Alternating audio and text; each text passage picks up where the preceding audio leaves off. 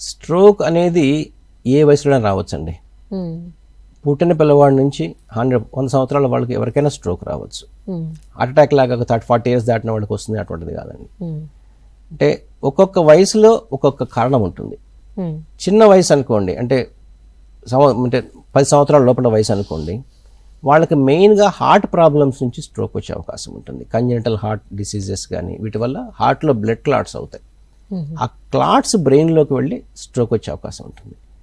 And ఇంకొక disease ఉందండి, especially మన ఏషియన్ కంట్రీస్లో చాలా కామన్గానే చూస్తుంటాం దాన్ని పిల్లల్లో. దాన్ని మోయా డిసీజ్ అంటాం అనమాట. ఎస్పెషలీ జపాన్లో, చైనాలో, సింగపూర్, మన ఇండియాలో కూడాను. ఇదేంటంటే యూజువల్గా దీనివల్ల ఈ రక్తనాళాలు ఏవైతే ఉంటాయో అవి సన్నగా అయిపోతాయి ఏ కారణం లేకుండా. మెదడు లోపల రక్తనాళాలు సన్నగా అవడం వల్ల ఈ పిల్లలకి పక్షవాతం వచ్చే అవకాశం ఉంటుంది.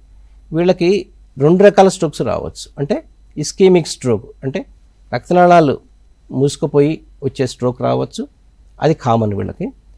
ఆర్ రక్తనాళాలు చిట్లి, ఏదైతే హిమరాజిక్ స్ట్రోక్ ఏదైతే అంటామో అది కూడా రావచ్చు.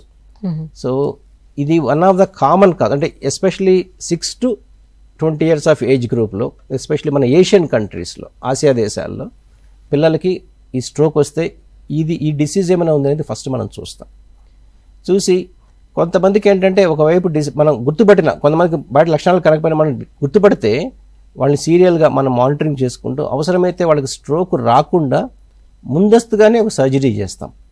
సర్జరీ చేసి ఆ రక్తనాళాలను బైపాస్ చేయడం కానీ వేరే ఆపరేషన్ ఉంటుందన్నమాట. అది చేయడం వల్ల వాళ్ళకి స్ట్రోక్ రాకుండా అరికట్టచ్చు.